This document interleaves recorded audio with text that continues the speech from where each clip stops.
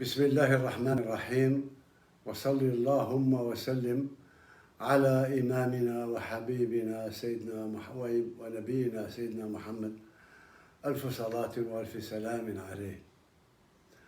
أيتها المواطنات، أيها المواطنون الأعزاء، كما تعلمون منذ ما يقرب شهرين أخذت إلى الخارج على جناح السرعة لما كان قد أصابني من وباء كورونا. اليوم الحمد لله بفضل الله عز وجل وعيانته ولطفه في القضاء والقدر، وبفضل كذلك أطبائنا في المستشفى العسكري والأطباء الألمان، الحمد لله طريق تعافي بدأت فيه.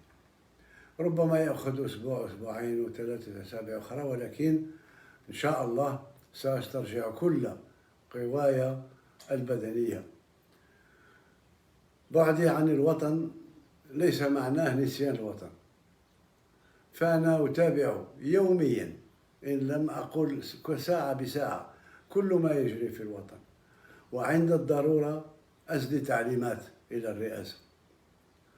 فبالنسبة للمسار الذي سطرناه مع بعض ترى الحملة الانتخابية، واليوم رانا في نهار يوم بعد ما مرت سنة على انتخابي، وأشكركم مرة أخرى على هذا. إذن بالنسبة للانتخابات طلبت من الرئاسة أن يروا يشوفوا مع اللجنة هذه مكلفة بالانتخابات بتحرير قانون الانتخابات الجديد، وباش يكون واجد في أقرب وقت.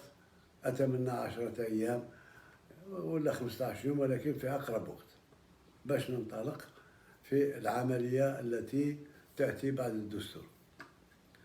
بالنسبة لفيروس كورونا